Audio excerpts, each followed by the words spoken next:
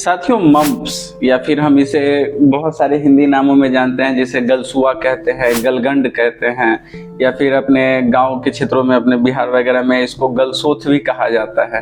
तो ये जो मम्प्स होता है या गलसोथ जो भी हम समझें, ये खास करके आपके जो सैलिवरी ग्लैंड्स होते हैं उनमें स्वेलिंग को कहा जाता है। मतलब आपके सैलिवरी ग्लैंड्स में जब एक इन्फेक्शन की वजह से स्वेलिंग हो जाता है, तब जाकर के उसको हम कहते हैं मम्प्स।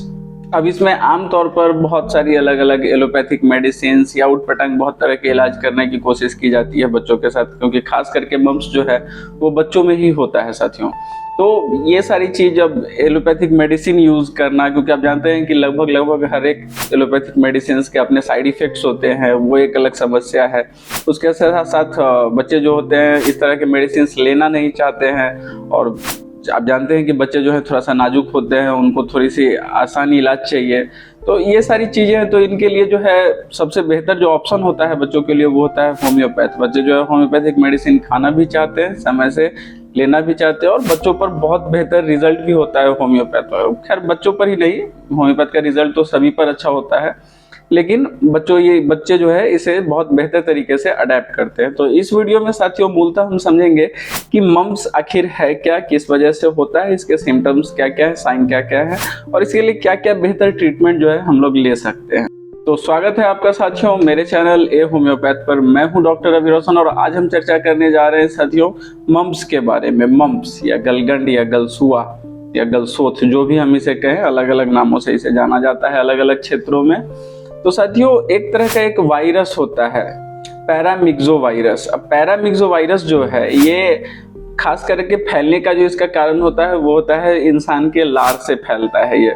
जैसे कि आपने कोविड वाले में भी सुना था कि लार से जो है कोविड फैलता है, किसी के भी सलाइवा से जो है इसका वायरस फैलता है। तो इसी तरीके से पैरामिक्सो वायरस जो है वो भी उसी के वजह से फैलता है, लार के वजह से ही फैलता है। और पैरामिक्सो वायरस ही कारण है जिसके वजह से आपके सैलिवरी ग्लैंड्स में जो है आप जानते हैं कि 3 मुख्य सैलिवरी ग्लैंड्स होते हैं। मतलब सबसे बड़ा जो होता है आपका एक पैरोटिड ग्लैंड होता है, उसके बाद आपका सबमैंडिबुलर है, उसका सबलिंगुअल है। तो मेनली जो है आपका पैरोटिड ग्लैंड जो होता है उसकी स्वेलिंग में ज़्यादा महसूस होता है और वो ज़्यादा प्रॉब्लम करता है। उसका कारण क्या होता है कि पैरोटिड ग्लैंड बाकी दोनों ग्लैंड के कंपैरिजन में काफी बड़ा साइज में होता है, और उसका और स्वेलिंग होना वो ज्यादा प्रॉब्लम करता है। हालांकि अफेक्ट ये तीनों को करता है।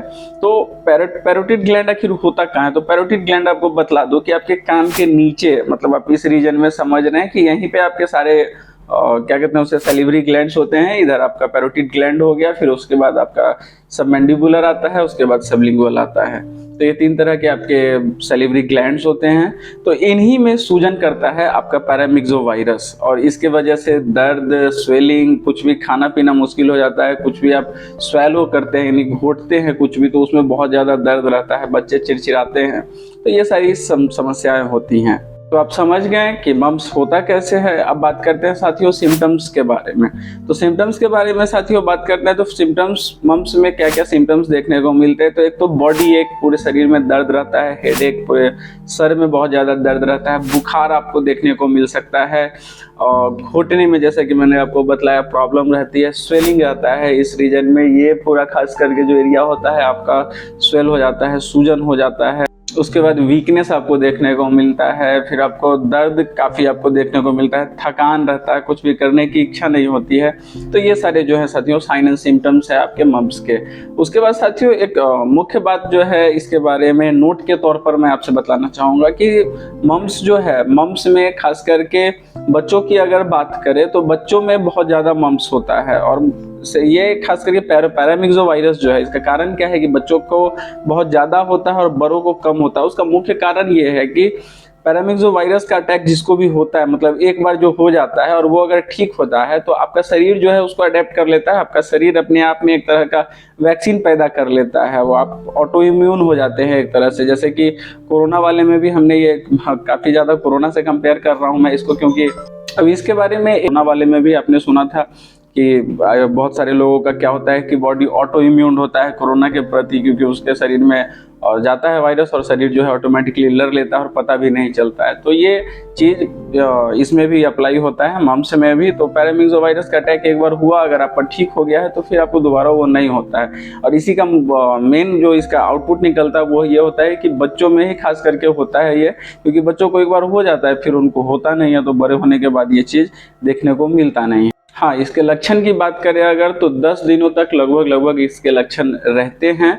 और बच्चों के अलावा अगर बड़ों की बात करें तो बड़ों में इसका होना एक थोड़ा सा सीरियस कंडीशन हो सकता है। वो इसके लिए मुख्य रूप से क्योंकि बड़े जो होते हैं खास करके उनके अंदर बने जो एडोलेसेंट या उसके ऊपर के जो भी लोग हैं, जो उनको अगर मम्प्स का अटैक होता है, अगर मम्प्स उनके शरीर में होता है तो फिर उन स्टेरिलिटी का चांसेस उनके शरीर में बढ़ जाते हैं। मतलब कि उनके जो जेनाइटल्स ऑर्गन्स हैं उनको वो थोड़ा सा अटैक करता है और उनको लॉस करता है, और इसके वजह से जो है बहुत तरह के कॉम्प्लिकेशन हो सकते हैं, जैसे कि टेस्टोस्टेरोन वगैरह जो आपके अलग अलग तरह के जेनाइटल हार्मोन्स हैं उनको भी वो इफेक्ट करता है और उनको भी नुकसान पहुंचाता है। अब इसमें मैं ये क्यों कह रहा हूँ कि होम्योपैथ यूज़ करना चाहिए और एलोपैथ यूज़ नहीं करना चाहिए इस केस में, उसका मुख्य कारण क्या है साथियों कि मम्प्स एक आराम से ठीक हो जाने वाला बीमारी है, और मुख्यतः 5-7 दिन आप देखें तो 7 दिन 8 दिन के आसपास एलोपैथिक मेडिसिन भी लेती है आपको कंप्लीट क्योर करने में, और होम्योपैथिक मेडिसिन भी लेती है।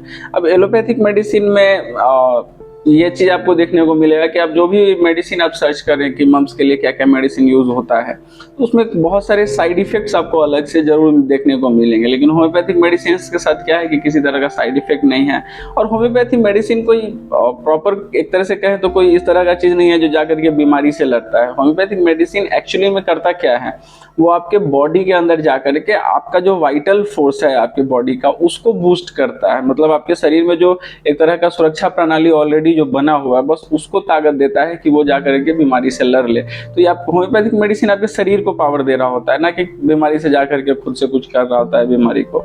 तो ये एक होम्योपैथ की खासियत है, इसलिए होम्योपैथ कहा जाता है कि एक नेचुरल इलाज है, नेचुरल तरीके से चलता है, प्राकृतिक तरीके से चलता है, इसीलिए होम्योपैथ का चुनाव हमें करना चाहिए।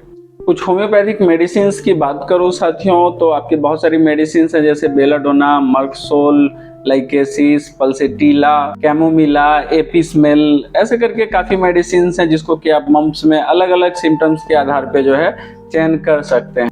अब साथियों सबसे पहला सवाल जो आपके जहन में आएगा कि किस मेडिसिन का कैसे यूज़ करें, क्या सारे मेडिसिन मम्प्स में यूज़ करना शुरू कर दे? तो नहीं साथियों, ऐसा नहीं है। हर मेडिसिन के अपने पेक्यूलियर सिम्टम्स और उस पेक्यूलियरिटी के तहत ही, मतलब सिम्टम्स के अकॉर्डिंग ही आपको मेडिसिन चयन करना है। टोटलिटी ऑफ सिम्टम जो आपके है वो किस तरफ आपको ले जा रहा है, किस मेडिसिन की तरफ ले जा रहा है। तो साथियों सबसे पहले बात करते हैं बेलाडोना के बारे में। तो बेलाडोना में मुख्य रूप से आपको देखने को क्या मिलता है, एक तो अगर हम अपीयरेंस की बात करें तो चेहरा लाल, रेडनेस एक बहुत ज़्यादा मेन सिम्टम आपका हो जाता है बेलाडोना का। रेडनेस, मार्क्ड रेडनेस होता है बेलाडोना में। तो चेहरा जो है आपका रेडनेस, पूरा लाल सा चेहरा रहेगा। उसके बाद गर्माहट, चेहरा जो है गर्म देखने को मिलेगा। और चेहरा नहीं, बेलाडोना में तो पूरा फीवर रहता है, पूरे शरीर में गर्मी रहती है, टेम्परेचर बॉडी का जो है इंक्रीज हुआ रहता है। उसके बाद पेन की बात करें तो जो आपके स्वेलिंग का जो पेन होता है मम्प्स का, वो मतलब पेशेंट बतलाता है कि छेदने जैसा लगता है, जैसे कि कुछ छेद देगा या कुछ फाड़ डालेगा, इस तरह का एकदम फाड़ने जैसा दर्द आपको महसूस होता है। उसके बाद टपक महसूस होता है दर्द में आपको। गला में सूखना बहुत ज़्यादा, आपका जो है ड्राइनेस आपको थ्रोट में बहुत ज़्यादा देखने को मिलता है। दर्द जो आपका होता है वो फैलते फैलते पूरा थ्रोट वगैरह टोटल सब गर्दन को पकड़ लेता है, पूरे गले को पकड़ लेता है। और दर्द जो है काफ़ी इंटेंस पेन होता है, काफ़ी दर्द होता है। बच्चे इसमें रोने भी लगते हैं दर्द के वजह से, और बड़ों को भी बहुत ज़्यादा तकलीफ दे कर देता है। तो उस कंडीशन में बेलाडोना जो है आपके लिए एक अच्छी मेडिसिन हो सकती है। उसके बाद साथियों बात करते हैं मर्कसोल के बारे में। तो मर्कसोल मुख्य रूप से अगर हम देखें तो मर्कसोल राइट साइडेड एक तरह से आपका मेडिसिन होता है। मतलब कि राइट साइड का आपका पैरोटिड ग्लैंड जो है उसमें स्वेलिंग देखने को मिलेगा, दर्द देखने को मिलेगा। मतलब मम्प्स के जो भी लक्षण होते हैं आपको मोटा मोटी देखने को मिलता है। दाहिने तरफ का आपका चेहरा पूरा जो गलगंड है, चेहरा है पूरा जो सूजन उसमें आपको देखने को मिलता है, गर्म रहता है। दाहिने तरफ अगर आप टच करेंगे तो ज़्यादा हीट आपको महसूस होगा बाएं तरफ के कंपैरिजन में। तो ये एक मुख्य सिम्टम है मर्कसोल का। कुछ भी घोटने में तकलीफ होता है, कुछ भी स्वैलो करने में जो है प्रॉब्लम महसूस होती है। दर्द की बात करें साथियों तो दाहिने कान वगैरह में भी आपको दर्द महसूस होता है। उसके बाद मुंह में बहुत ज़्यादा सलाइवा प्रोड्यूस होना, उसके साथ ही मुंह से बहुत ज़्यादा दुर्गंध वगैरह आना। तो ये सारे सिम्टम्स जो हैं साथियों मर्क्सोल के बहुत पेक्यूलियर सिम्टम्स में से आते हैं। उसके बाद साथियों अगर लाइकेसिस की बात करें तो जैसे मर्क्सोल राइट साइडेड मैंने आपको बताया कि एक मेडिसिन है, उसी तरीके से लाइकेसिस जो है मुख्यतः लेफ्ट साइडेड मेडिसिन है। तो लेफ्ट साइड में आपके बॉडी में किसी तरह का अटैक हो तो लाइकेसिस सोचा जा सकता है। उसके कुछ लक्षण होते हैं जिसके आधार पर हम सोचेंगे, ऐसा नहीं है कि सिर्फ लेफ्ट साइड में अगर है तो लाइकेसिस ही हर बीमारी में चलाते हैं। नहीं, बीमारी के हिसाब से और सिम्टम्स के आधार पर आपको चलना होता है। तो लाइकेसिस है साथियों एक तरह का लेफ्ट साइडेड मेडिसिन, मतलब लेफ्ट में जो प्रॉब्लम होंगी वो ज़्यादा होंगी या फिर सिर्फ लेफ्ट में ही होंगी। अगर हम बात करें जैसे कि मम्स की ही, तो मम्स में लेफ्ट साइड में ज़्यादा प्रॉब्लम होगा या लेफ्ट साइड में ही हो सकता है कि हो, उसमें स्वेलिंग, पेन, सारा चीज़ आपको देखने को मिलता है। लाइकेसिस का जो पेन होता है साथियों वो बहुत सेंसिटिव होता है टच के प्रति, मतलब कि वो छूना बिल्कुल पसंद नहीं करता। आप थोड़ा सा भी हाथ लगाने जाओ, हाथ लगाने से, टच होने से पहले ही चिल्लाने लगेगा, दर्द जैसा वो मॉर्निंग एक तरह से करने लगेगा। तो ये समझने का है कि टच से एग्रावेशन होता है। हाँ, कुछ भी घोटना वगैरह मुश्किल हो जाता है मम्स वगैरह के कंडीशन में, कि आप कुछ भी घूटते हैं, कुछ भी स्वैलो करते हैं तो उसमें दर्द ज़्यादा फील होगा। खास करके लाइकेसिस में बताया गया है कि गर्म लिक्विड, जब आप वार्म लिक्विड कुछ भी अगर आप लेने का कोशिश करते हैं, घोटने का कोशिश करते हैं, तो उसमें और ज़्यादा वो दर्द को जो है बढ़ा देता है। तो ये सारी सिम्टम्स हैं साथियों लाइकेसिस के बारे में। अब बात करते हैं साथियों कैमोमिला के बारे में। तो कैमोमिला में मुख्य रूप से कुछ ही सिम्टम्स आप लेके देखते हैं अगर आप पेशेंट में, तो उसके हिसाब से कैमोमिला जो है आप यूज़ कर सकते हैं। जैसे कि एक तो बच्चों के लिए कैमोमिला एक बहुत अच्छी मेडिसिन है, खास करके डेंटिशन पीरियड जब बच्चों का होता है, दांत आ रहा होता है, उस समय की किसी प्रॉब्लम के लिए बहुत अच्छी मेडिसिन है। बच्चे बहुत ज़्यादा रोते हैं, रात रात भर रोते रहते हैं, बिल्कुल चुप ही नहीं होते हैं, किसी के पास रहना नहीं चाहते हैं, बेचैनी बहुत ज़्यादा, रेस्टलेसनेस एकदम आपको देखने को मिलता है, इरिटेबल बहुत ज़्यादा कैमोमिला का पेशेंट होता है। यानी बच्चे हैं या फिर जो भी हैं, अगर उनको कैमोमिला की तरफ आप सोच रहे हैं तो इरिटेबल आपको बहुत ज़्यादा वो देखने को मिलता है। मतलब छोटी सी बात पे बेवजह के किसी बात की पे बहुत ज़्यादा गुस्सा हो जाना, बहुत ज़्यादा रोने चिल्लाने लगना, तो ये सारी चीज़ है। पेन जो होता है बहुत इंटेंस पेन आपको देखने को मिलता है। जैसे कि मम्स को अगर हम देखें तो मम्स में अगर कैमोमिला के पेशेंट हैं, मम्स हुआ है और उसको अगर कैमोमिला चाहिए कि नहीं ये सोचना है, तो आपको पेन का इंटेंसिटी देखना पड़ेगा। पेन बहुत ज़्यादा होता है, बिल्कुल बर्दाश्त से बाहर, एकदम रोता बिलखता चीखता चिल्लाता है एकदम पेशेंट की नहीं बर्दाश्त नहीं होगा, दर्द, रोना कंटिन्यूअस आपको देखने को मिलता है। तो ये सारी चीज़ है। गुस्सा बहुत ज़्यादा रहता है कैमोमिला में, आप जानते हैं। तो ये सारी कैमोमिला के पेक्यूलियर सिम्टम्स हैं। उसके बाद एपी स्मेल की बात करें साथियों, तो एपी स्मेल में बहुत बेहतरीन एक पेक्यूलियर सिम्टम्स, अगर किसी स्वेलिंग की तरफ आप जाते हैं, किसी भी तरह का ग्लैंडुलर स्वेलिंग हो या कोई भी स्वेलिंग हो, बहुत हार्ड स्वेलिंग होता है, मतलब कि उसको टच करने पर ना काफ़ी हार्ड फील होता है, ये एपीज का एक पेक्यूलियर सिम्टम है। उसके बाद इसका दर्द जो होता है जलन, मतलब बर्निंग पेन होता है, और डंक मारने जैसा, जैसे कि कोई काट रहा हो या कुछ चुभ रहा हो, उस तरह का एकदम डंक मारने जैसा टभक के साथ जो है दर्द आपको देखने को मिलता है एपिस में। उसके बाद एपिस का जो पेशेंट होता है एपिस मेल का, वो टच बिल्कुल भी बर्दाश्त नहीं कर सकता, मतलब टच करने ही नहीं देगा। टच करने आप जाएंगे तो वो गुस्सा कर जाएगा।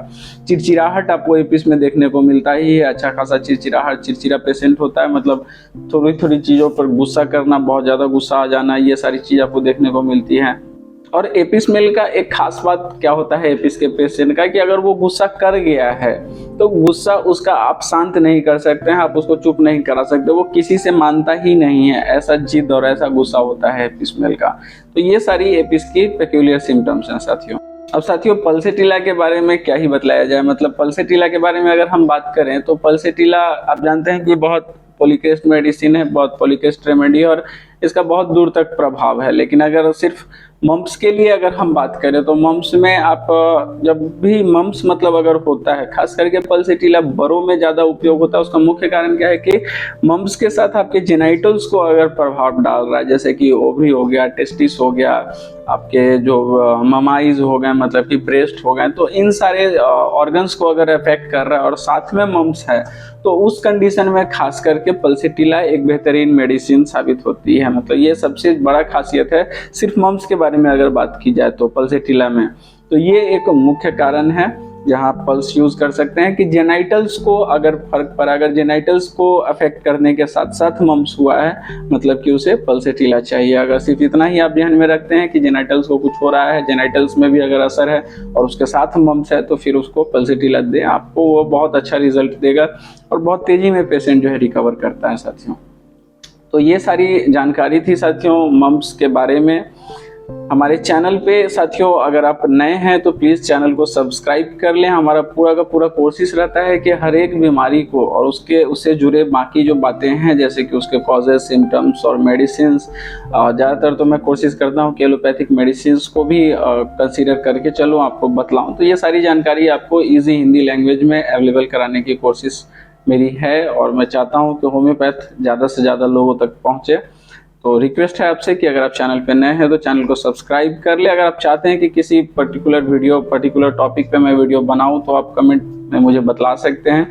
अगर इस वीडियो के बारे में कुछ पूछना या बतलाने जैसा हो तो आप कमेंट कर सकते हैं। जानकारी अगर अच्छी लगी हो तो प्लीज़ वीडियो को लाइक करना ना भूलें, बेल आइकन जरूर दबा लेंगे सब्सक्राइब करने के बाद, ताकि अगले जो भी वीडियोज़ हैं उनके नोटिफिकेशंस आपके पास जल्दी से जल्दी पहुंच सकें। पूरा वीडियो देखने के लिए बहुत धन्यवाद साथियों, मिलते हैं अगले वीडियो में।